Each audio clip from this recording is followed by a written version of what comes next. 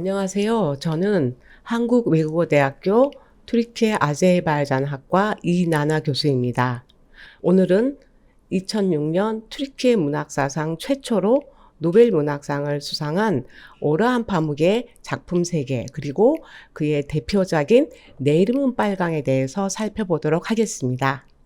먼저 오르한 파묵의 작품 3개와 작가 정신에 대해서 살펴보도록 하겠습니다. 네, 오르한 파묵은 1952년 튀르키예 이스탄불에서 출생했습니다. 제가 굳이 이스탄불이라고 하는 이유는 오르한 파묵은 자기 자신을 이스탄불 작가로 말하고 있기 때문입니다. 1976년에 튀르키예에서 이스탄불 대학을 졸업을 했는데요. 원래는 이스탄불 공대 건축학과에 입학을 했습니다. 하지만 3학년 때 건축학과를 그만두고 본격적으로 전업작가의 일로 들어서게 됩니다. 이후에 다시 이스탄불 대학교 저널리즘을 전공을 했습니다.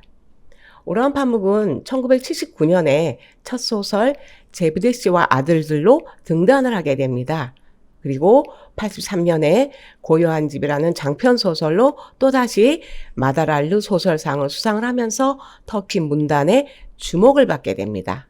그리고 드디어 1985년에 하얀 성이라는 작품으로 국제적으로 명성을 얻게 됩니다.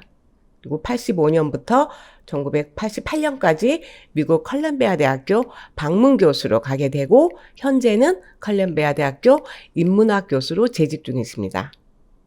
그리고 1990년에 검은 책이라는 장편 소설을 발표하고 1994년에 새로운 인생, 그리고 오늘 제가 집중적으로 다룰 내 이름 빨강은 1998년에 발표했습니다. 그리고 99년에는 에세이집 다른 색깔들을 발표했고 2002년에는 장편 소설 눈을 발표했습니다. 그리고 2003년에는 자전적인 에세이집 이스탄불 도시 그리고 추억이라는 작품을 발표했고 한국에는 2005년에 처음으로 서울국제문학포럼 참석자 방한을 하게 됩니다. 그리고 그 다음 해인 2006년에 튀르키예 문학사상 최초로 노벨 문학상을 수상하게 됩니다. 2008년에는 순수박물관이라는 장편 소설을 발표하게 되고 또다시 한국을 찾게 됩니다. 세계 출판인 대회에 기조연설을 하러 방한을 하게 되죠. 그리고 2010년에 에세이집 풍경의 조각들을 발표를 합니다. 그리고 2011년에 하버드 대학의 유명한 노턴 강연을 하게 되는데 이때의 강연을 소설과 소설가라는 책으로 집필하게 됩니다. 그리고 2012년에는 2008년에 발간된 순수박물관과 동명의 순수박물관이라는 박물관을 개관을 하게 됩니다. 그리고 2015년에는 장편소설 내 마음의 낯섦, 2016년에는 빨강머리 여인, 그리고 2021년에는 페스트의 밤이라는 장편소설을 출간하셨고요. 그리고 2022년에는 그림 일기에 해당하는 먼 산의 기억이라는 작품을 출간하게 됩니다. 할리먼은 항상 매년 노벨 문학상 수상자를 선정할 때마다 하나의 문장으로 선정 이유를 밝히고 있습니다. 예컨대 2024년에 한강 작가를 선정했을 때는 이런 말을 하게 됩니다. 한강의 작품은 역사적 트라우마를 직시하고 인간 삶의 연약함을 드러낸 강렬한 시적 산문이라는 이 한 문장으로 한강 작품을 전체적으로 관망을 하고 있는데요. 2006년에 스웨덴 할리몬은 오르한 파묵을 노벨 문학상 수상자로 선정했을 때 이런 말을 하게 됩니다. 파묵은 고향인 이스탄불의 음울한 영혼을 탐색해가는 과정에서 문화 간 충돌과 복잡함에 대한 새로운 상징을 발견했다라고요. 즉 오르한 파묵은 문화 충돌 혹은 문명 충돌을 다룬 작품들로 세계적인 작가로 자리매김하게 됩니다.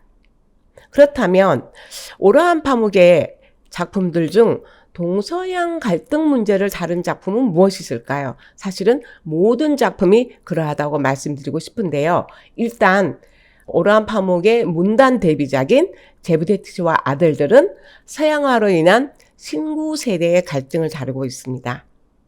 그리고 하얀성이라는 작품은 이스탄불의 한 집에서 동고동락하게 되는 동양인, 즉 튀르키예인과 서양인, 베네치아인을 통해서 동서양 문제와 정체성을 다루고 있습니다.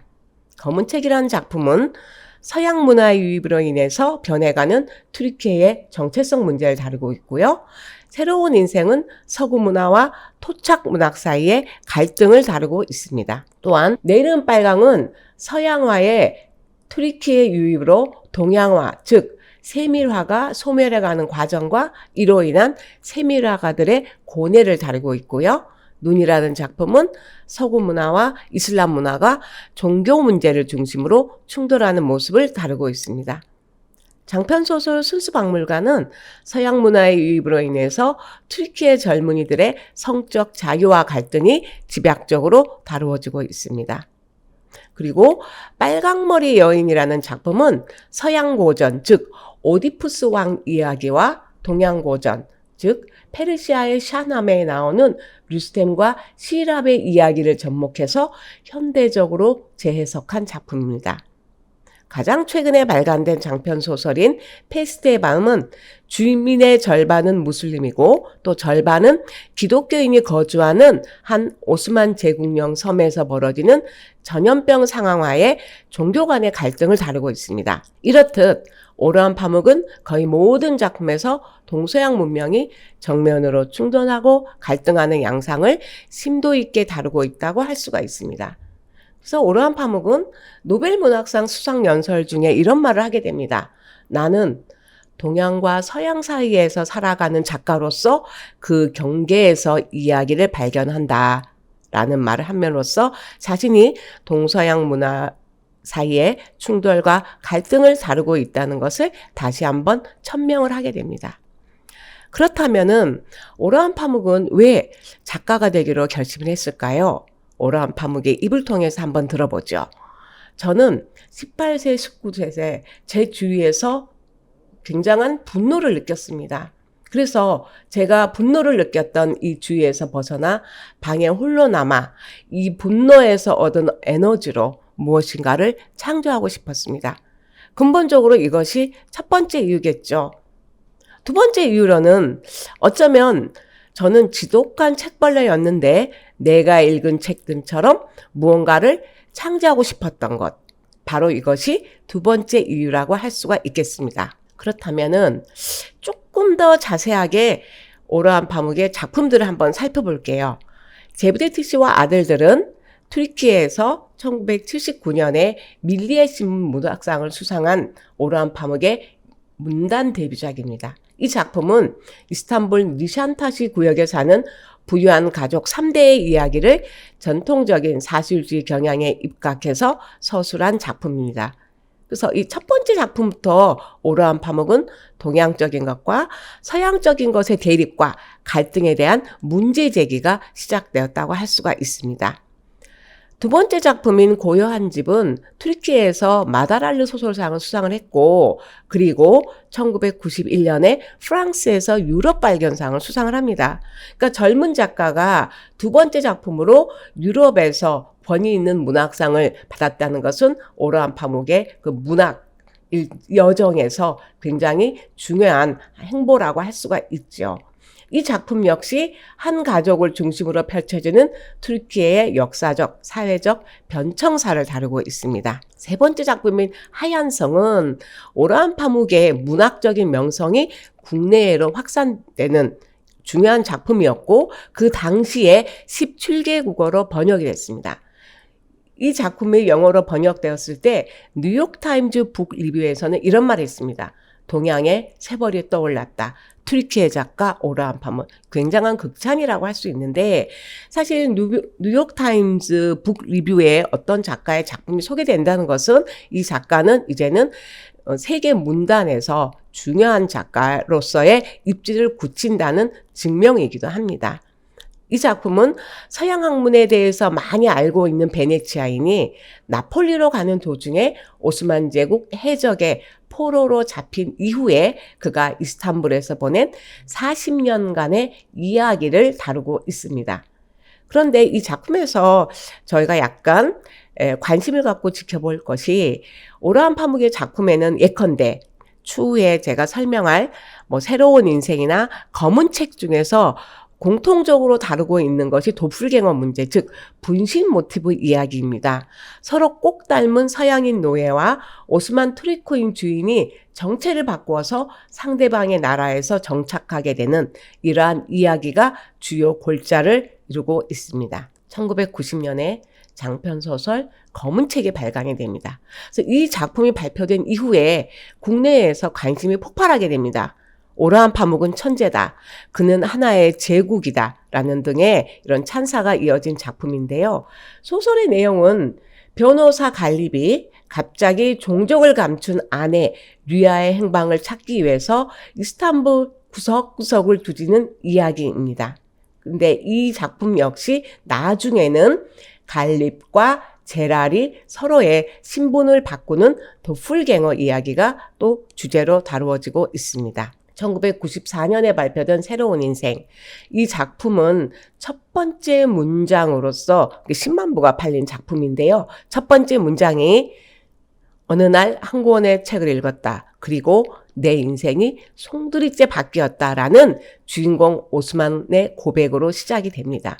그래서 주인공은 이 책의 비밀을 풀기 위해서 대학을 포기하고 여행을 다니는 일종의 로드 소설입니다. 그런데 이 소설의 주요 모티프는 우리 독자 모두에게 영향을 주는 책, 그리고 우리 모두가 도달하고 싶어하는 새로운 인생입니다. 하지만 오라한 파묵은 이 책, 그리고 새로운 인생이 어떤 의미인지는 우리에게 한 번도 확실히 알려주지 않습니다. 이에 대한 해석은 독자들에게 맡기는 독특한 구성으로 소설을 전개하고 있습니다. 네, 오늘 제가 집중적으로 다뤄볼 내름 빨강입니다. 내름 빨강은 1998년에 발간되었죠. 이 작품이 발표되면서 오라한 파묵의 명성은 극에 달하게 됩니다. 그리고 노벨 문학상을 받을 만한 작가로 거론이 되기 시작을 합니다. 그리고 2006년에 노벨 문학상을 받기 이전에 이미 2002년에 프랑스의 최우수 외국 문학상, 그리고 2003년에 이탈리아의 린짜네 카보르상, 2003년에 인터내셔널 임팩트 더블린 문학상 등 서양에서 수여하는 유수한 문학상을 휩쓸게 됩니다. 이 소설은 16세기 말 오스만 제국의 수도 이스탄불이 그 배경입니다. 그리고 술탄의 밀명으로 제작하는 해화집에 들어갈 세밀화를 그리는 세밀화가들 중 누군가에 의해 살해된 한 명의 독백으로 시작이 되죠. 그래서 이 작품은 동상해와의 충돌과 대립을 다루고 있고 절대적인 것과 상대적인 것 또는 보수와 진보를 다루고 있다고 많은 연구자들이 말하지만 정작 오라한 파묵은 그렇지 않다. 물론 그런 것도 있지만 내가 진정으로 다루고 싶었던 것은 예술가의 고뇌라고 밝히고 있습니다. 2002년에 장편소설 눈이 발표됩니다. 이 소설은 오라한 파묵에 의하면 첫 정치 소설입니다. 그리고 노벨 문학상을 받기 전에 뉴욕 타임즈에서 2004년 올해의 책, 그리고 2006년 지중해 최고 외국 소설상을 수상하게 됩니다. 이 소설의 배경은 폭설로 길이 차단된 터키의 외딴 국경 도시입니다. 세속주의와 이슬람 근본주의자 간의 사흘 만에 막을 내린 국지적인 쿠데타가 커다란 줄기이며 신과 인간의 관계, 중년 남자의 이루어질 수 없는 사랑 이야기를 다루고 있습니다. 이 작품은 현재까지도 지구촌에서 문제시되고 있는 이슬람 테러에 대한 많은 이해와 시사점을 던져줍니다. 그런데 신기한 것은 이 작품은 전 세계에서 가장 많이 팔린 작품이고 우리나라에서는 이 작품보다는 내름 빨강이 훨씬 더 많이 알려져 있습니다. 그 다음에 오라한 파묵의 자전적 에세이인 이스탄불 도시 그리고 추억이 2003년에 발간되게 됩니다. 오라한 파묵은 사실 5살 때부터 22살 때까지 화가가 꿈이었어요. 그래서 작가가 되기 이전에 오라한 파묵의 다양한 이스탄불과 자신의 가족과 자신의 삶을 연계시킨 에세이라고 할 수 있습니다. 이 작품 역시 2005년에 영국 인디펜던트지에서 그 해의 가장 좋은 작품으로 선정되었습니다. 이 작품은 이스탄불에 대한 작가의 감상이 그대로 드러나 있는 사실적이고 꾸밈없는 텍스트이면서 이 안에 책 속에 100점 이상의 이스탄불에 관련된 흑백 사진들이 들어있어서 독자들이 글을 읽으면서도 재미있게 또 사진을 볼 수 있는 이런 즐거움을 주는 책이라고 할 수 있습니다.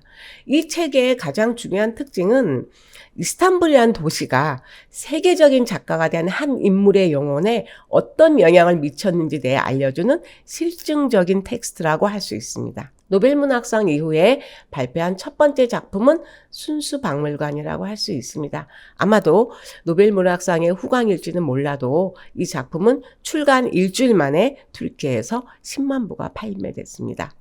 시간적인 배경은 1975년에서 20세기까지이고 공간적 배경은 역시 작가가 나고 자란 이스탄불입니다. 이 작품은 어느 날 갑자기 사라진 연인의 흔적과 그녀와의 추억이 담긴 물건을 모아서 박물관에 세우는 한 남자의 이야기입니다.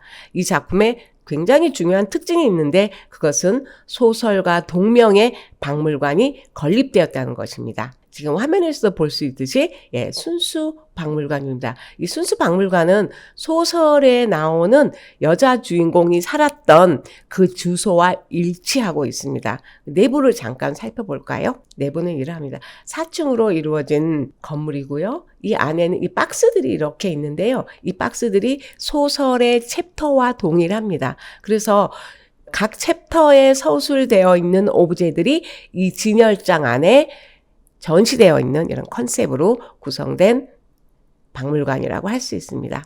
그래서 이 오르한 파묵의 순수박물관은 굉장히 지금 유명해서 우리나라에서도 이제 오르한 파묵의 문학여행을 많이 하곤 합니다. 그래서 순수박물관 앞에서 오르한 파묵 씨가 직접 와서 순수박물관을 설명해주고 이 박물관을 세운 이야기에 대해서도 또 꼼꼼히 알려주시기도 했습니다. 네. 그 다음에 나온 게 2011년에 소설가라는 책인데요. 이 책은 2008년에 오르한 파묵이 하버드대에서 찰스 엘리엇 노턴이라는 강연에 초청을 하게 됩니다. 그래서 이 강연에서 6회에 걸쳐서 강의를 하게 되는데 이 강의들을 모은 모음집이라고 할 수 있습니다. 이 노턴 강의는 보리에스나 이탈로 칼비노 또는 움베르토 에코 같은 유명한 학자들 또는 작가들이 강의를 했던 굉장히 유서 깊은 강단이라고 할 수 있습니다. 이 책은 35년 동안 소설에 매진해온 파묵의 문학 여정이라고 할 수 있는데요. 이 제목을 보면은 이거 무슨 소설 창작품 강의가 아닐까라고 생각할 수가 있는데 물론 그런 내용도 있지만은 대부분 파묵의 소설이나 지픽 철학 그리고 작가로서의 세계관을 만날 수 있는 작품이라고 할 수 있습니다. 2015년에는 내 마음의 낯섦이라는 작품 발표하게 되는데 이 작품은 오르한 파묵의 작품 중에서 굉장히 특이합니다. 왜냐하면 이 작품 외의 모든 작품은 이스탄불의 중상류층의 이야기입니다. 하지만 이 작품만 유일하게 시골에서 이스탄불로 이주한 빈민층의 이야기를 다루고 있습니다. 배경은 1969년에서 2013년, 그러니까 60년대부터 시골에서 이스탄불로 이주하는 이런 현상들이 두드러지고 있는데 그때 시골에서 이스탄불로 이주 와서 여기에서 살아보려고 하는 이런 사람들의 이야기를 다루고 있습니다.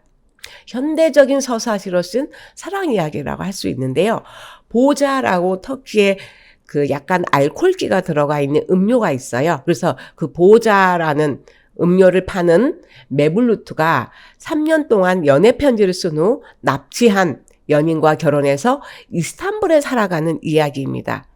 이 소설은 조금 전에 말씀드렸듯이 시골에서 도시로 이주한 사람들의 고뇌와 삶을 다루고 있습니다. 그 다음에 이 빨강머리 여인은 서양 고전인 오디푸스 왕 이야기와 동양 고전인 쉬흐랍과 르스템 이야기를 즉 동서양 신화를 현대적으로 재해석한 작품이라고 할 수 있습니다.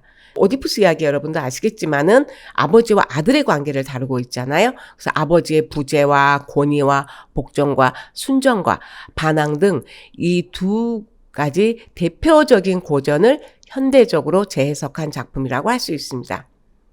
가장 최근에 나온 장편 소설은 페스트의 밤입니다. 페스트의 밤은 2021년 3월에 출간된 작품입니다. 이 작품은 1901년, 즉 오스만 제국의 몰락기에 들어선 시기였죠. 오스만 제국령의 동지중해에 위치한 가상의 섬 민게리에서 창궐한 패스트 전염병을 소재로 한 정치 역사 추리소설이라고 할 수 있습니다. 이 소설의 주제는 남녀 간의 사랑을 배경으로 파묵이 전염병과 검역 조치에 대해 정부 그리고 개인의 태도를 동화 같은 분위기로 논쟁하면서 우리가 살고 있는 현재를 조명하는 작품이라고 할 수 있습니다. 이 작품은 특히 코로나 시기에 발표가 돼서 굉장히 언론의 집중을 받은 작품이라고 할 수 있습니다. 가장 최근에 마지막으로 나온 작품은 2022년에 출간된 먼 산의 기억이라는 작품입니다. 이 작품은 오르한 파묵의 자전적인 에세이 이스탄불 도시 그리고 추억에서도 밝혔듯이 7살 때부터 22살 때까지 화가가 꿈이었던 오르한 파묵의 이런 화가가 되고자 하는 열망을 표출한 작품이라고 할 수 있는데 이 작품은 매 페이지마다 그림이 있는 일기 형식의 작품입니다. 14년 동안 매일 몰스킨 다이어리에 일기를 쓰고 그림을 그렸습니다. 오르한 파묵은 그 안에는 파묵의 일상의 삶이나 그날 있었던 일, 우리 삶은 무엇일까, 그림에 대한 자신의 생각 혹은 행복이 무엇인지든 다양한 감정들, 집필 중인 소설에 대한 문제, 이런 것들을 내가 어떻게 해결해야 하는 등 하루하루 자신이 느꼈던 일을 글과 그림으로 표현한 작품입니다. 이 작품의 한 예를 보여드리고자 합니다. 네, 이렇게 구성되어 있습니다. 가운데에는 오르한 파묵의 그림이 있고 옆에 이렇게 글씨가 써 있는 이런 형태입니다. 네, 이것도 마찬가지죠. 이렇게 그림이 있고 옆 밑에 터키어로 써 있는 것, 이제 이것들이 이제 번역이 돼서 한국어로 출간된 것이죠. 그렇다면 오르한 파묵의 작가 정신은 뭐라고 말할 수 있을까요? 한마디로 바늘로 우물파기라고 할 수 있습니다. 오르한 파묵은 1974년에 전업 작가로 선언하고 현재까지 전문 직업인으로서 작가의 삶을 올곧게 유지하고 있습니다. 오르한 파묵은 매일 아침 9시에 집필실에 출근하고 저녁 7시까지 집필을 하고 있습니다. 이러한 오르한 파묵의 일상은 현재까지도 변함이 없습니다. 그래서 오르한 파묵은 이런 말을 하게 됩니다. 글쓰기 말고는 내 인생에 경이로운 것은 없다. 글쓰기가 유일한 위안거리다. 무슨 일이 있더라도 매일 일찍 일어나 글을 쓴다. 남은 생애를 수도승처럼 방 한 구석에서 글을 쓰며 보낼 수 있다. 라는 말로써 작가로서의 자신의 정체성을 드러내고 있습니다. 오르한 파묵은 노벨문학상 수상 연설에서 나는 32년간 하루 평균 10시간을 글쓰기에 할애했다. 노벨상은 내 문학에 대한 사랑과 열정의 열매다. 라는 말을 했는데요. 이 말은 글쓰기가 자신의 삶을 존재케 하는 유일한 수단이자 목적이고 살아가는데 반드시 필요한 일상이고 노동이라는 것을 시사하는 말이라고 할 수가 있습니다. 그렇다면 오르한 파묵이 왜 이렇게 성공을 했을까요? 그 성공 요인을 잠시 살펴보도록 하겠습니다. 여러 가지 요인이 있겠으나 세 가지를 한번 정리해 보겠습니다. 이 첫째는 동서양 갈등과 충돌이라고 할 수 있습니다. 오르한 파묵은 모든 작품에서 일관되게 동서양 갈등과 충돌을 다루고 있는데 이것이 바로 오르한 파묵 문학의 정체성이라고 할 수가 있습니다.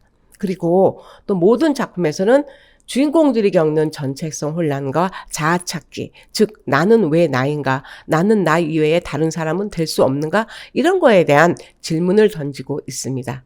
그리고 마지막으로 세 번째는 다양한 문학적 기법의 완성도라고 할 수가 있겠죠. 오르한 파묵은 포스트 모더니즘 작가로서 많은 작품에서 크로스오버, 즉 작품에서 다른 장르를 도입하면서 경계 허물기를 하고 있습니다. 그리고 상호 텍스성, 오르한 파묵의 작품은 또 다른 작품과 또 연결이 되고 있습니다. 이것을 우리가 상호 텍스성이라고 할 수 있고 메타픽션, 즉 초소설, 허구인데도 불구하고 허구가 아닌 것 같은 느낌을 선사하고 있습니다. 그 예로 들면은 오로한 파묵의 예컨대 순수박물관 같은 경우에 오로한 파묵이 직접 등장을 합니다. 안녕하세요, 안녕하세요.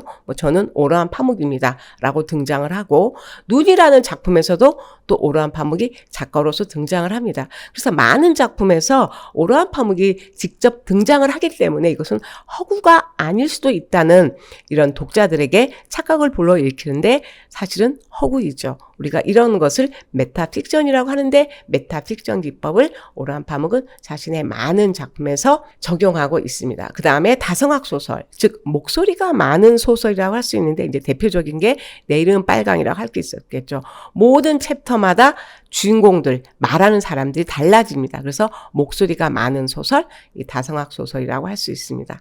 오로한 파묵은 노벨문학상 수상연설문에서 이런 말을 하고 있습니다.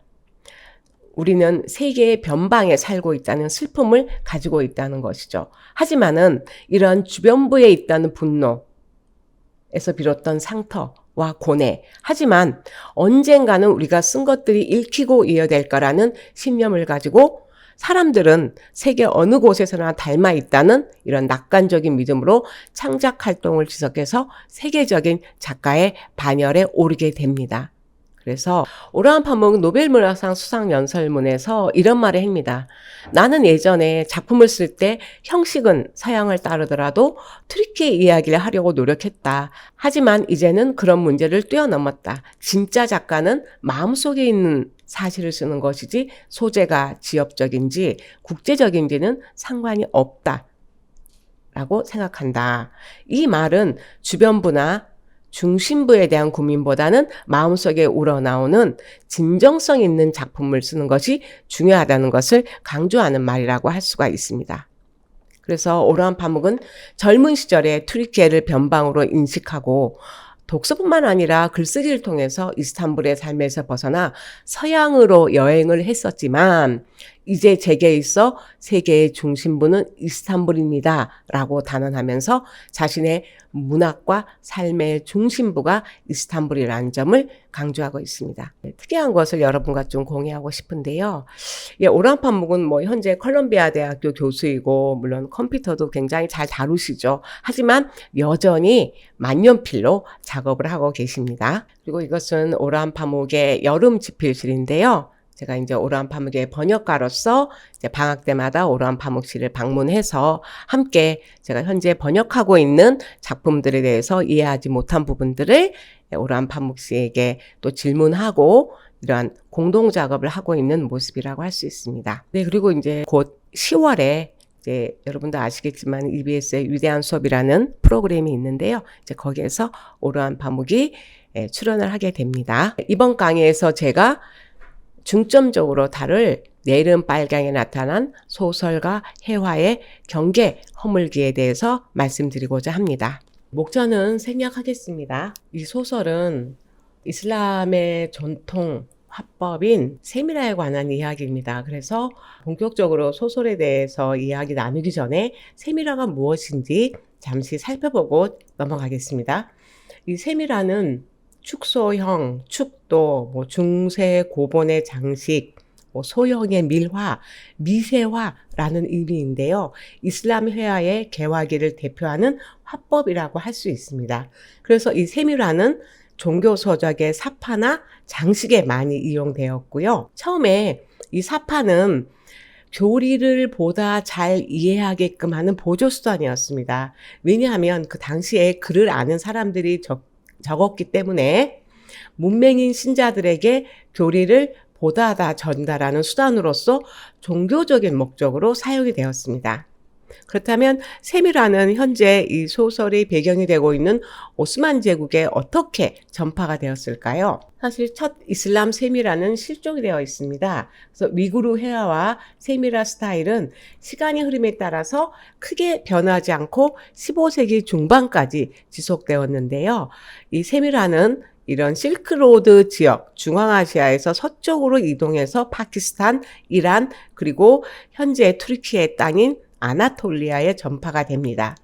튀르키예, 이란, 세미라를 보면은 가장 유명한 장인들은 바르, 호라산, 헤라트, 부하라 출신인 것을 알 수가 있습니다. 하지만 이 세미라가들이 어떤 민족인지는 대부분 알 수가 없습니다. 왜냐하면 예를 들면 뭐 투르크인이지만 아랍 이름 또 이란 이름을 가진 세미라가 많았기 때문입니다. 세미라의 제작 과정을 살펴보면은 먼저 서예가가 텍스트를 옮깁니다. 그리고 또 이 글자를 장식적인 요소, 그러니까 서예라고 할 수 있죠. 장식적인 요소로 다듬습니다. 그 다음에 채식자가 책의 표지와 여백을 도금으로 색칠하게 됩니다. 그리고 마지막으로 사파를 위한 공간이 남아있는데 이것이 바로 세밀화가의 몫이라고 할 수 있죠.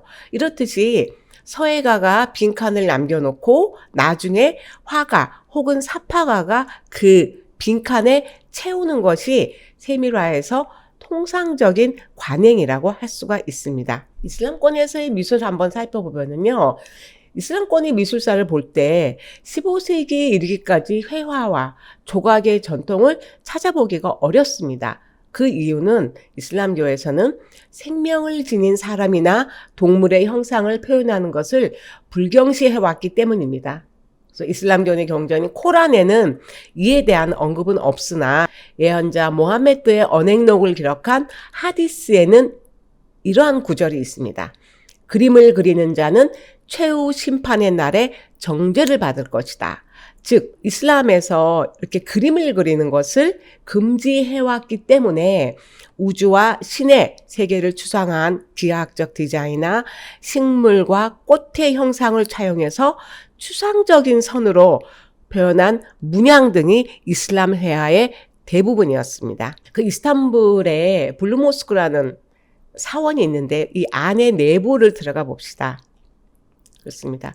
보통 우리가 뭐 성당이나 이런 기독교의 유명한 건축물을 보면은 그 내부에 뭐 성경에 나오는 뭐 인물들을 묘사한 그림들이 있는데 모든 사원, 뭐 트리케뿐만 아니라 다른 모든 사원들의 내부는 물론 아름답게 장식을 해야 되지만 사람의 형상이나 동물을 그리는 것이 금지가 되어 있기 때문에 이스탄불에 있는 블루모스크 내부도 이렇게 아라베스크 문양으로 장식이 되어 있습니다. 즉 이슬람의 하디스는 종교적 전통에서 형상을 표시하는 그림이 우상화로 발전할 소지가 있다는 우려에서 금지되었던 것이죠. 그래서 신의 계리나 섭리를 기록하는 데 있어서 오직 문자만 사용했습니다. 이 때문에 초기 이슬람의 미술 장르에서는 문자를 아름답게 하는 예술, 즉 서예가 발달을 하게 됩니다. 그러면 어떤 작품인지 한번 살펴보도록 하겠습니다. 네, 이게 이제 아랍어로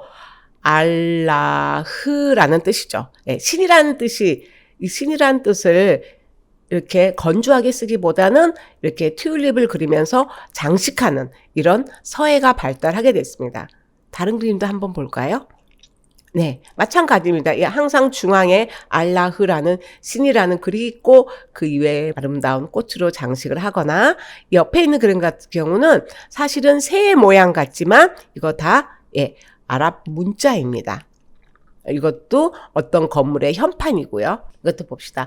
여성의 옆모습을 그리는 것 같죠? 사실은 하지만 여기에 있는 모든 이런 선들은 다 아랍 문자입니다. 이렇듯이 인쇄술이 발전하지 못한 당시에는 코란과 다른 경전들을 전파하는 수단으로 오직 경전의 필사에만 의존하게 되었습니다. 그래서 필사하는 문자들을 아름답게 꾸미려는 욕망에서 다양하게 미적 요소를 가미한 필사체가 개발되었고 서예가 발달하였고 또 재책술이 재책술, 그러니까 책을 아름답게 꾸미는 예술이죠. 그래서 또 표지를 아름답게 꾸미기 위해서 기하학적 디자인이나 문양이 많이 발전하게 되었습니다. 이런 다양하고 아름다운 글자체, 기하학적인 디자인 또는 수많은 문양은 종교서적뿐만 아니라 비종교적인 색이나 사원, 궁전의 현판, 도자기, 카펫 등의 회화 대신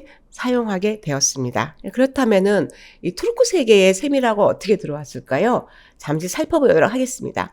투르크 민족은 8세기부터 중앙아시아와 투르키스탄 지역을 떠나서 서쪽으로 이동했고 현재의 아나톨리아 반도에 정착을 했습니다.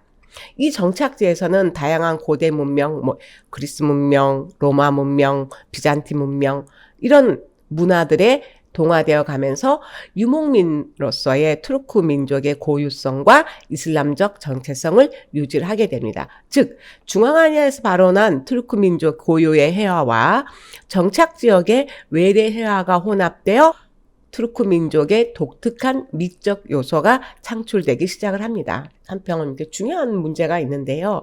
이 세밀화는 이야기책에 들어가는 사파 형식이라고 조금 전에 말씀드렸잖아요. 그래서 이야기책에 들어가는 사파 형식이기 때문에 문학과 깊은 관계가 있습니다. 그래서 투르크 문학사와도 밀접한 연관이 있다고 할 수가 있겠지요. 네. 이 소설의 배경에 대한 오스만 투르크 시대의 세밀화를 한번 살펴보도록 하겠습니다.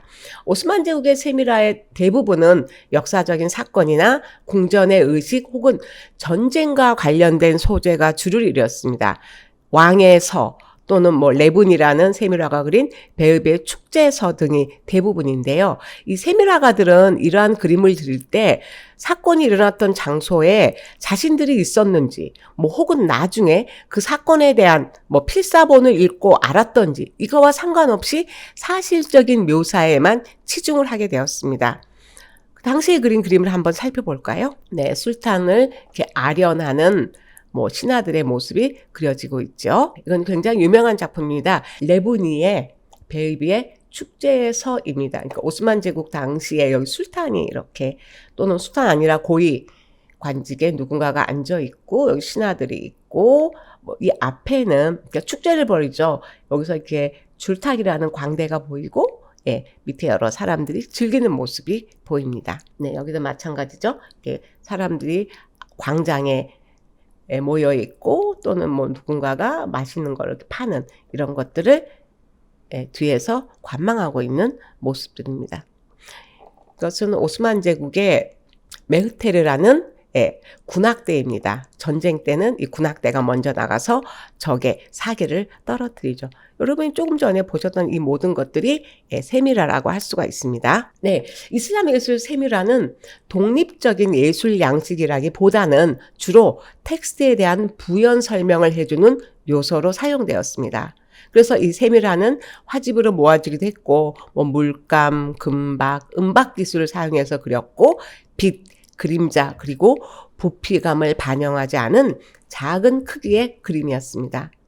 그래서 이슬람 세밀화를 보면은 마니교의 영향도 볼 수 있고 마니교도들이었던 위구르인들의 세밀화는 특히 후대 셀주크 시대 세밀화의 전신이 되기도 했습니다. 투르크족은 중앙아시아를 거쳐서 아나톨리아에 정착할 때까지 이들이 접한 다양한 민족의 미적 요소들을 결합시켰습니다. 그리하여 투르크 민족 특유의 미술 영역을 확보했고 실크로드 이슬람 미술사에서 세계성을 지닌 세밀화를 제작했다고 할 수 있습니다. 네, 저희가 세밀화에 대한 간단한 설명을 드렸었는데요. 네, 이제 본격적으로 내일은 빨강이라는 소설을 들어가도록 하겠습니다. 이 부분은 앞부분에 했기 때문에 그냥 넘어갈게요. 네, 이 소설은 화가가 되고자 했던 오르한 파묵의 꿈을 소설로 재현한 작품이라고 할 수 있습니다. 앞에서도 말씀드렸듯이 이스탄불 도시 그리고 추억이라는 작품은 7살 때부터 22살 때까지 오르한 파묵이 화가가 되고자 했던 자전적인 에세이라고 할 수 있습니다. 오르한 파묵은 이런 말을 많이 했습니다. 저는 세상을 그림으로 이해하는 작가입니다. 즉 시각적인 작가라는 의미죠. 저는 어떤 장면을 설명할 때 그림처럼 서술합니다. 저에게 문학이라고 하는 것은 삶과 세상을 단어들로 쓰는 것이 아니라 단어들로 보는 것입니다. 오르한 파묵이 비주얼적인 작가라는 것을 위에 언급들을 보고도 알 수가 있겠습니다. 그렇다면 오르한 파묵은 어떤 그림을 그렸을까요? 조금 전에도 설명했듯이 먼 산의 기억이라는 그림 일기에 보면은 오르한 파묵의 그런 작은 그림들이 많이 있는데요. 오르한 파묵 씨가 그린 유화를 한번 살펴보도록 하겠습니다. 네, 이제 고양이 그림인데 오르한 파묵 씨고요. 고양이 유화로 그린 작품이라고 할 수 있습니다. 그렇다면 내일은 빨강에 대해서 이 작품이 나왔을 때 세계와 국내 평가들은 어떠했는지 한번 먼저 해외를 살펴보겠습니다. 미국 로스앤젤레스 타임즈는 오스만 제국 예술가들의 치열한 삶과 사랑을 놀랄 만큼 생생하고 정밀하게 재현해낸 이 시대의 고전이라는 말을 했습니다. 독일의 프랑크푸르트 알게마이너 자이뚱은 현기증일 정도로 아름답고 경이로울 정도로 자태로운 세계 문학의 진수라는 평을 했습니다. 영국의 데일리 텔레그래프는 문학적 묘미와 재미를 결합시킨 완벽한 소설이라는 말을 했습니다. 그렇다면 국내에서는 어떤 평가를 했을까요? 소설가 김영하 씨는 궁정화가들의 욕망과 질투, 예술과 광신, 모방과 창조에 관한 풍부한 일화로 가득 찬 1급의 소설. 고려대 국어교육과 이남호 교수님께서는 내가 읽은 21세기 소설 가운데 가장 탁월한 작품이다 라는 평을 해주셨고요. 또 소설가 김연수 씨도 이런 작품이 있는데 문학이 죽었다고 말하는 것은 풍문이다. 전 세계 평단에서 극찬을 받은 작품이기도 합니다. 그렇다면 내름빨강의 서사는 어떠한지 살펴볼게요. 이 소설은 16세기 후반 오스만 제국의 수도 이스탄불이 공간적인 배경입니다. 그 내용은 베네치아 화풍의 유입으로 인한 궁정 화원 소속 세밀화가들의 갈등과 고뇌, 그리고 이슬람 사상을 바탕으로 하는 신중심적인 세밀화와 인간 중심의 원근법, 그리고 처상화로 대변되는 서양화의 충돌을 다루고 있습니다. 파묵은 동서양 세계의 충돌을 다루는 데 있어서 이슬람 세계의 대표적인 해화인 세밀화라는 소재를 택하고 있고, 세밀화와 대치되는 해화의 베네치아 화풍으로 대변되는 초상화를 전면에 내세우고 있습니다. 그렇다면 오라한 파묵이 보기에 내름빨강의 주제는 뭘까요? 오라한 파묵은 동양과 서양, 더 정확하게 말하면 이슬람 회화와 르네상스 이후 유럽 회화가 세상을 묘사하는 방식의 차이에 대해서 다루고 싶었다라고 얘기를 했고요. 또 한편으로는 동양과 서양의 해화, 그리고 이 해화들이 암시하는 형이상학적인 철학, 그리고 세계관을 비교하고 싶었다라는 말을 했습니다. 그렇다면 이 작품이 왜 성공했을까요? 오라한 파묵은 이 작품의 성공 요인에 대해서 어떤 말을 할까요? 이렇게 말씀하셨습니다. 내름빨강은 제 작품 중 튀르키예와 전 세계에서 가장 사랑받는 소설일 겁니다. 현재까지 이 작품은 전 세계 63개 언어로 출간이 되어 있습니다. 가장 중요한 것은 이것이라고 생각하는데 저 역시 파묵은 이렇게 말합니다. 제가 고전 이슬람 설화를 현대적으로 해석하고 잊혀진 예술의 아름다움을 향한 제 진심을 소설에 담았기 때문일 겁니다. 이 소설에 보면은 오스만 투르크의 전통 화풍인 세밀화에 대한 전문 지식이 나와 있고요. 또 세밀화의 역사 지식이 많이 나와 있습니다. 예컨대 세밀화의 오스만 제국 유입사, 어떤 화파가 있고 어떤 화풍이 있고, 또 세밀화의 기법은 어떠한지, 어떤 화가들이 있는지, 그들의 작품은 어떠한 것들이 있는지, 그러니까 세밀화에 관한 역사를 거시적인 관점으로 이 소설에서 묘사하고 있습니다. 그리고 또 특이한 것은 오스만 시대에 실존한 세밀화가들의 예술가로서의 장인정신과 고뇌를 묘사하고 있습니다. 이 작품에는 오스만 제국 당시에 실존했던 세밀화가 2명도 등장을 합니다. 그리고 세밀화와 대치되는 베네치아 회화라는 새로운 화풍과 전통 화풍 속에서 갈등하는 예술가들의 모습이 배치가 되고 있습니다. 그리고 하지만 이렇게 우리에게 굉장히 생소하고 어쩌면은 지루할 수도 있는 이 작품을 살인사건의 비밀을 밝혀가는 추리 기법을 채용을 했기 때문에 많은 독자들의 궁금증과 호기심과 사랑을 받지 않았나라는 생각을 합니다. 이 소설의 특징은 다성학 소설이라고 할 수 있습니다. 즉 등장인물들이 번갈아 가며 화자로 등장해서 자기 이야기를 합니다. 그러니까 내 이름 빨강이라는 챕터도 있고요. 나는 죽음이다 라는 챕터도 있고요. 나는 한 구리의 나무이다 이런 챕터가 있습니다. 그래서 모든 오브제들이 화자로 등장해서 자신의 이야기를 하는 이런 다성학 소설이라고 할 수 있고요. 이러한 것은 역사 소설에 대한 고정관념을 깨는 굉장히 모던한 서사 방식이죠. 플러스 추리 소설의 기법을 가미했다는 특징이 있습니다. 그리고 이 작품은 이슬람의 역사와 문화, 문명의 흥망성쇠를 애정어린 시선으로 감싸는 심오한 통찰력을 발휘하고 있다라고 할 수가 있고, 이래서 독자들에게 대단히 지적이고 문학적으로도 높은 완성도를 획득한 흥미진진한 소설로 읽는 즐거움을 선사하고 있다라고 할 수 있겠습니다. 등장인물로는 셰큐레 소설에 나오는 여주인공이라고 할 수 있겠죠. 4년째 페르시아와의 전쟁에서 돌아오지 않는 남편을 기다리고 개구쟁이 두 아들과 친정아버지 애니시테의 집에서 귀가하면서 아버지를 방문하는 세밀화가들 사이에서 새 남편을 물색하는 이스탄불 최고 미인입니다. 애니시테는 셰큐레의 아버지이죠. 그는 술탄으로부터 헤지라 1000년 되는 해를 기념하여 술탄과 술탄의 세계를 서양 화풍으로 그린 책을 비밀리에 그리라는 명령을 받고 궁정하원에서 가장 기회가 뛰어난 장일들을 선발해서 밀세 제작에 참여시킨 인물입니다. 그리고 이 소설에서 살인자를 찾는 탐정으로 등장하는 카라라는 인물이 있습니다. 여자 주인공인 세큐레를 어렸을 때부터 사랑한 사촌이죠. 그 다음에 하산은 세큐레의 시동생이에요. 남편이 페르시아 전쟁에서 돌아오지 않자 형수와 결혼하려고 시도하는 시동생으로 등장을 합니다.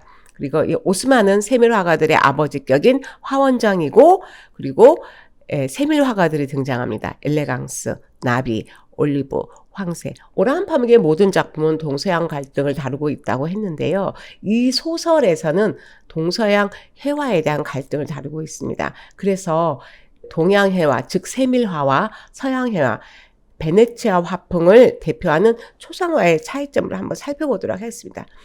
동양화의 그림의 시점은 신의 시점이라고 할 수 있고, 서양화는 인간의 시점이라고 할 수 있죠. 즉 원급범을 통해서 사실적을 묘사하는 게 서양회화라고 한다면, 세밀화는 투시법을 통한 평면적인 묘사를 하고 있습니다.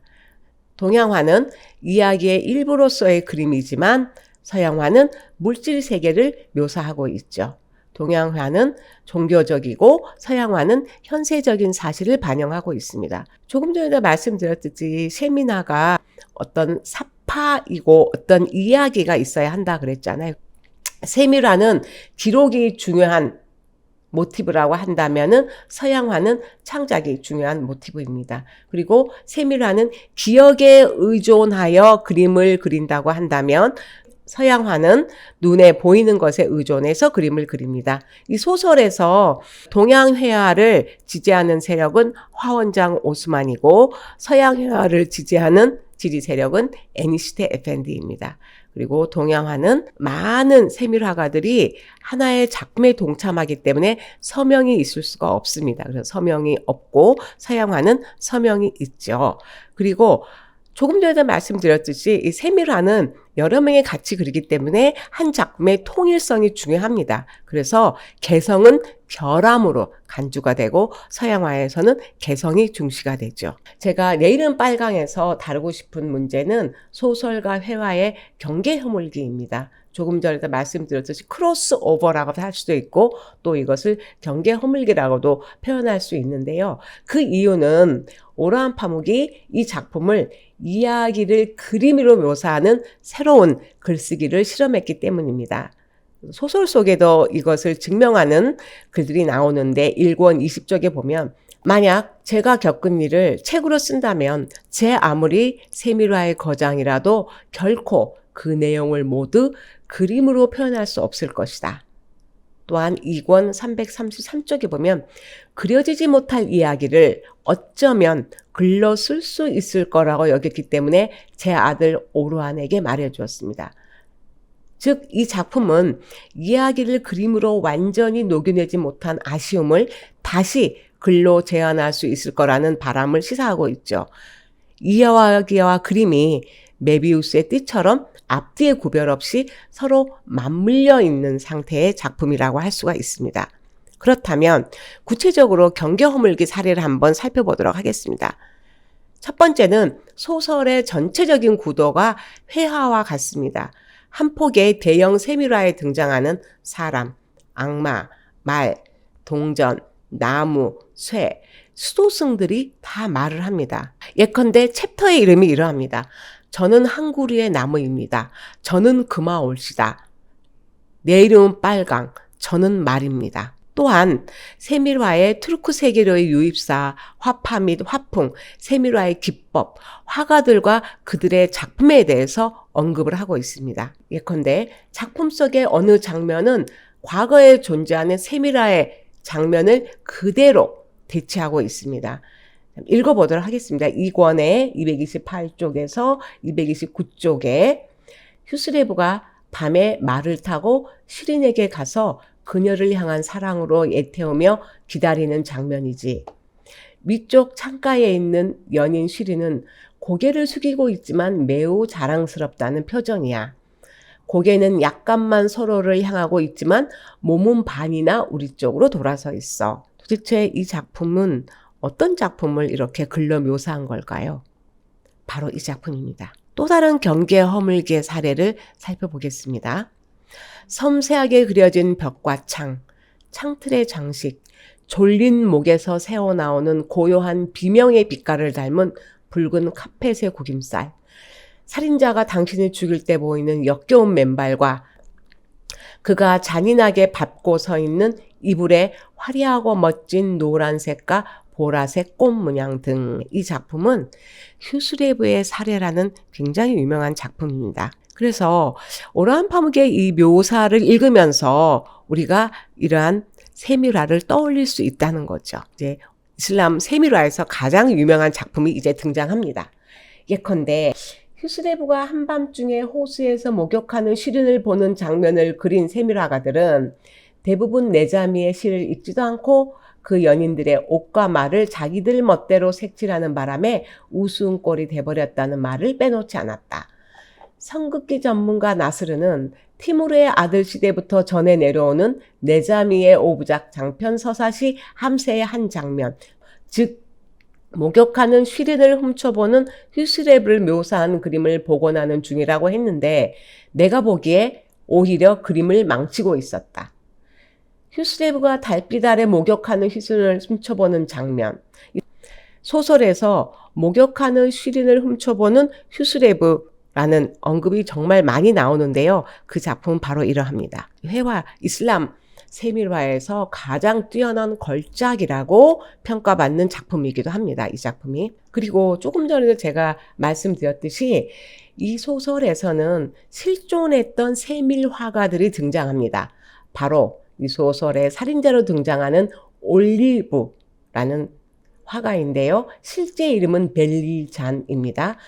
1580년대 초에 타브리즈에서 이스탄불로 왔고 1582년에서 1588년 사이에 오스만 제국 궁정하원에서 걸작을 그리는 예술가 그룹에 속해 있었습니다. 그는 블랙팩 스타일의 작품 활동을 했으며 검은 잉크와 붓으로 단일 인물 혹은 그룹을 지어있는 사람들의 모습이나 요정 그림이나 동물 그림들로 유명했던 화가로 기억이 됩니다. 또한 투르크 세밀화의 걸작 중 하나인 기해에서의 묘사된 인물들, 장식들도 벨리잔의 작품이라고 추정하고 있습니다.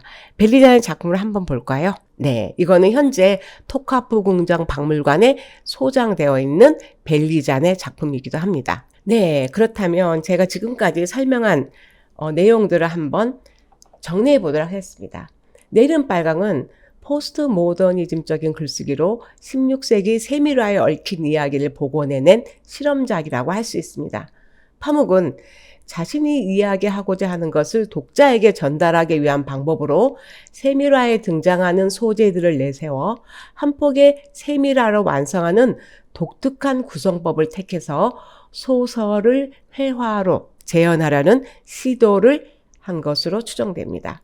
그래서 이 작품은 소설이라기보다는 문자로 그려진 하나의 미술작품이라는 느낌 또는 세밀화로 그려진 한 폭의 대형 그림을 작가가 수많은 퍼즐 조각으로 해체해서 그 많은 조각들을 독자들로 하여금 하나씩 맞추어 그림을 완성하는 퍼즐 놀이 같은 인상을 부여하고 있습니다. 이렇듯 내일은 빨강은 소설적 상상력을 통한 회화의 재현으로 해석할 만한 근거가 있고 이로써 문학과 회화의 경계를 넘나들었다고 할 수 있겠습니다. 네, 그렇다면 이 소설에서 인상 깊었던 구절을 한번 살펴볼까요? 1권의 50쪽을 보면은 만약 당신들이 세밀화를 그리거나 예술 창작을 하면서 실망감을 맛보고 싶지 않다면 그것을 직업으로 삼을 생각은 버려야 한다. 당신들이 타고난 재주가 얼마나 뛰어난지는 몰라도 부와 명예는 다른 곳에서 찾는 게 좋을 것이다.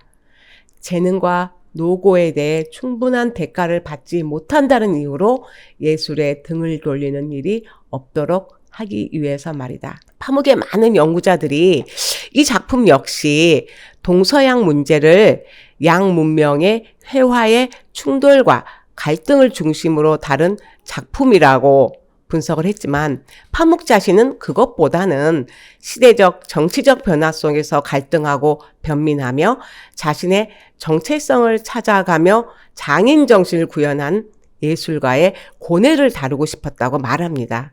이 파묵은 예술가 정신에 대해서 작품 속 등장인물 중 한 명인 애니스트를 통해 이렇게 말합니다. 그래서 이 구절은 아마도 예술작품의 본질과 직업적 현실 사이의 간극을 날카롭게 드러내고 순수한 창작의 가치와 이를 지키기 위한 자세에 대해 진지하게 통찰하고 있는 것 같습니다.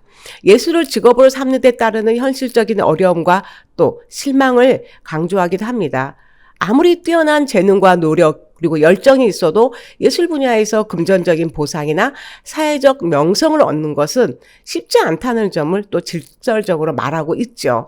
재능과 노고에 대해 충분한 대가를 받지 못한다는 부분이 바로 예술적 창작이 꼭 사회적 보상으로 이어지지 않는다는 것을 일깨우고 있습니다. 창작의 순수함, 예술 자체의 가치가 경제적 보상보다 우선해야 하며 그 결과로 예술에 대한 실망이나 포기를 막을 수 있다고 주장하고 있습니다. 이 인용문은 결국 예술가를 꿈꾸는 이들에게 현실을 직시하고 외적 보상에 휘둘리지 않고 창작 그 자체의 의미를 붙들라는 메시지를 전한다고 할 수 있습니다. 그런데 아마도 이 말은 파묵 자신에게 건네는 말이 아닐까요? 또 다른 소설의 인상 깊은 구절은 다음과 같습니다. 페르시아에서 영감을 받아 육성되고 이스탄불에서 100년간 꽃을 피운 이 그림 장식과 그림에 대한 열정의 빨간 장비는 시들어갔어요. 세밀 화가들 사이의 다툼, 끝없는 물음의 계기가 됐던 헤라트파의 옛 장인들과 유럽 장인들의 화풍 간의 대립도 그 어떤 결과에 도달하지 못했죠. 화가들은 동양인처럼 그리지도 서양인처럼 그리지도 못했습니다. 세밀 화가들은 분노하여 반란을 일으키지도 않았습니다. 그들은 자신의 병을 조용히 받아들이는 노인처럼 겸허한 슬픔과 체념으로 상황을 받아들였습니다.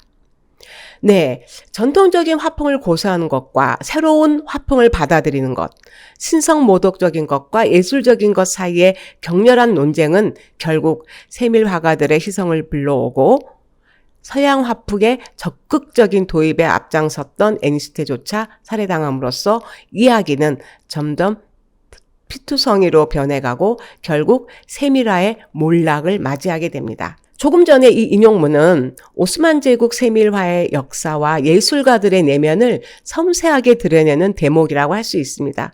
페르시아에서 발달한 전통 세밀화 양식이 오스만 시대 이스탄불에서 오랜 시간 번성했지만 시간이 지나면서 그 미술 양식의 정점 혹은 열정이 쇠퇴하고 있음을 상징적으로 표현하고 있습니다. 빨간 장미는 열정과 아름다움의 상징이자 이 예술 양식 자체를 의미하고 그 시듬은 예술의 몰락 혹은 변화를 시사합니다. 동양적 세계관에 입각한 미술과 서양의 현실, 개인주의적 미술 양식이 서로 충돌하지만 아무런 합의나 결론에 이르지 못한 것이죠. 이 인용문에서 화가들은 동양인들처럼 그리지도 서양인들처럼 그리지도 못했습니다. 라는 말은 문화적 정체성의 혼란, 변화에 대한 불안과 갈등을 의미합니다.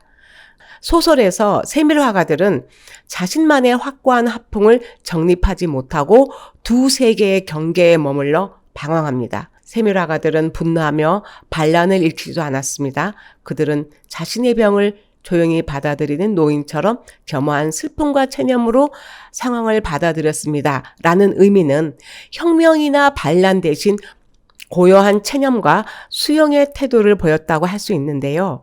예술가들이 시대 변화 속에서 상실된 자리를 받아들이며 한 시대의 종말을 노인의 병과 은유적으로 연결하고 있습니다.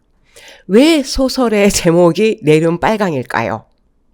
네, 소설 내름 빨강에서 제목 내름 빨강은 작품 속에서 매우 상징적인 의미를 지닙니다. 소설은 16세기 오스만 제국의 궁정 세밀 화가들의 세계를 배경으로 하며 빨강이라는 색은 단순한 색깔을 넘어 예술, 사랑, 열정, 그리고 폭력과 죽음과 같은 다양한 의미를 내포합니다. 소설의 한 챕터에서는 색깔 빨강 자체가 화자로 등장해 자신의 존재와 느낌을 직접적으로 드러냅니다. 빨강은 사랑과 욕망, 불안, 두려움, 그리고 화합에 이르는 복합적인 상징으로 그려집니다. 또한 작품 내에서 빨강은 살인사건과도 연결되어 긴장감과 미스테리를 불러일으키면서 궁중세멸화가들의 전통과 서양의 변화하는 시각예술 사이의 문화적 충돌과 갈등을 상징합니다. 이러한 의미에서 빨강은 단순한 색깔을 넘어 소설 속 복합적인 주제, 즉 예술의 본질, 사랑, 욕망, 고뇌, 그리고 역사적 배경의 충돌을 아우르는 중요한 키워드로 자리합니다. 요약하자면 내름 빨강의 제목은 소설 속 빨강이라는 색이 예술, 사랑, 열정, 그리고 역사적, 문화적 갈등을 상징하고 이 모든 주제를 총체적으로 대표하는 핵심적인 이미지입니다. 즉, 내름 빨강이라는 제목은 단순히 색을 지칭하는 것이 아니라 소설의 중심에 있는 예술, 사랑, 정체성, 변화, 그리고 인간의 내면적 갈등을 상징적으로 드러냅니다. 작품 전체에 걸쳐 빨강은 감정과 예술, 삶과 죽음, 전통과 혁신의 경계에서 독자들에게 깊은 질문을 던지는 바 제목의 의미에 대해서도 독자 여러분께서도 곰곰이 생각해 주시기 바랍니다. 왜 내름 빨강의 오로한 파묵이 직접 쓴 한국어판 서문이 있을까요? 이 서문은 이러합니다. 다른 나라에 없죠. 한국에만 유일하게 있는 서문입니다. 오로한 파묵이 직접 쓴. 이거는 당시에 오로한 파묵이 저에게 팩스로 보낸 서문입니다.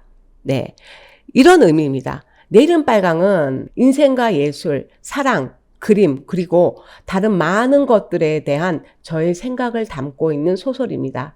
이 소설을 사랑하는 독자들 중 서양보다 동양 독자들이 슬픔을 깊이 통감하며 이해할 것이라 생각합니다. 이 슬픔이란 물론 서양의 예술 및 문화의 강한 영향으로 우리들의 전통적인 시각예술과 청각예술, 창작 기법은 물론 감성까지 잃고 있다는 사실에 대한 안타까움입니다. 이 소설은 이러한 깊은 슬픔과 인간적인 고뇌를 소재로 하고 있으며 나는 한국 독자들도 이러한 슬픔들을 가슴속에 지니고 있으리라고 생각합니다. 2003년 12월 19일 이스탄불에서 오로한 파묵. 네, 이 파묵은 내름 빨강이 인생과 예술, 사랑, 그림, 그리고 다른 많은 것들에 대한 생각을 담고 있다고 이 글에서 밝히고 있습니다. 즉, 이 작품이 한 가지 주제만을 다루는 것이 아니라 동양 독자들이 이 소설의 슬픔을 더 깊게 이해할 것이라고 확신을 하고 있습니다. 여기에서 슬픔은 단순한 감정적인 정서가 아니라 동양의 전통 예술과 감수성의 상실에 대한 복합적인 감정이라고 할 수 있습니다. 단순히 예술적 슬픔을 넘어 전통과 정체성을 잃어가는 시대적인 고뇌를 담고 있다는 것이죠. 깊은 슬픔과 인간적인 고뇌를 소재로 삼았다는 언급에서 우리가 서구화 속에서 잊혀가고 있는 동양적인 가치와 정신에 대한 오로한 파묵의 염려를 읽을 수가 있습니다. 파묵은 자신의 슬픔과 고뇌가 단지 개인적인 것이 아니라 한국 독자들의 내면에도 동일하게 자리 잡고 있을 것이라고 말을 합니다. 그래서 이 작품을 통해 독자와의 깊은 교감과 문화적인 연대감을 소망하는 의도를 담고 있는 서문이라고 할 수 있죠. 즉, 파묵은 내름빨강의 한국어판 서문에서 동양예술과 감성의 상실이라는 깊은 슬픔을 동양, 특히 한국 독자들과 나누고자 했으며 전통과 정체성, 예술적 가치의 사라짐에 대한 문제의식, 그리고 이에 대한 인간적 고뇌와 아픔을 담고 있는 책이기 때문에 독자들에게 이 작품에 담긴 복합적인 감정과 메시지를 진심으로 공감하기를 요청하고 있는 것 같습니다. 그렇다면 이 책을 읽어야 하는 이유는 무엇일까요? 제가 5가지로 정리해 봤는데요. 첫째는 내름빨강은 회화를 매개로 동서양 문명의 충돌과 예술의 본질을 탐구하고 있다고 했습니다. 이 소설은 16세기 오스만 제국을 배경으로 전통 이슬람 세미라와 서양의 원근법이 충돌하는 시기를 섬세하게 그려내고 있습니다. 이를 통해서 동서양 문명의 만남과 갈등, 그리고 예술의 본질에 대한 깊은 질문을 던지고 있습니다. 둘째로는 각 장마다 화자가 바뀌는 다중화자의 구조입니다. 이 소설에서는 주요 인물뿐만 아니라 동물, 사물, 심지어 빨강이라는 색채까지 화자로 등장합니다. 이를 통해 다양한 시각에서 사건과 인물의 내면을 입체적으로 조명하고 있습니다. 즉, 1인칭 시점이지만 여러 인물의 내면을 깊이 있게 드러낸 전지적 작가 시점과 같은 효과를 내고 있다는 것이죠. 세 번째로는 오스만 제국 그리고 이슬람 문화와 역사에 대한 깊은 이해를 제공하고 있습니다. 이 작품에서 우리는 오스만 제국의 궁중 화가들의 삶과 예술, 당시 사회와 문화, 이슬람 미술의 특징을 생생하게 체험할 수 있습니다. 이 소설을 통해서 오스만 제국과 이스탄불이라는 독특한 공간에서 동양과 서양, 이슬람과 세속주의의 문명적 충돌을 다루면서 한국인은 물론 동서양 독자들에게 새로운 문화적 시야를 제공하고 있다고 볼 수 있습니다. 넷째로는 노벨 문학상 수에 결정적인 기여를 한 작품이 이 작품입니다. 오라한 파묵은 내름빨강을 비롯해서 동서양, 전통과 현대, 개인과 집단의 정체성 문제를 깊이 있게 다루었고 그래서 2006년에 노벨 문학상 수상했습니다. 그런데 이 노벨 문학상 수상에 가장 커다란 기여를 한 작품이 바로 내름빨강이라고 할 수 있겠습니다. 그리고 마지막으로 5번째는 이 작품은 현재 세계문학의 정전의 반열에 올라 있습니다. 내름빨강은 오라한 파묵의 독창적인 세술, 예술적 고뇌, 동서양의 사상과 충돌, 그리고 복합적인 인간의 욕망과 실험적인 서사 기법을 모두 경험할 수 있는 세계문학에서 반드시 만나야 할 소설로 손꼽히고 있습니다. 그래서 여러분들도 꼭 이 황홀한 작품의 세계에 동참하시길 바랍니다. 네, 지금까지 저희 강의를 들어주셔서 감사합니다.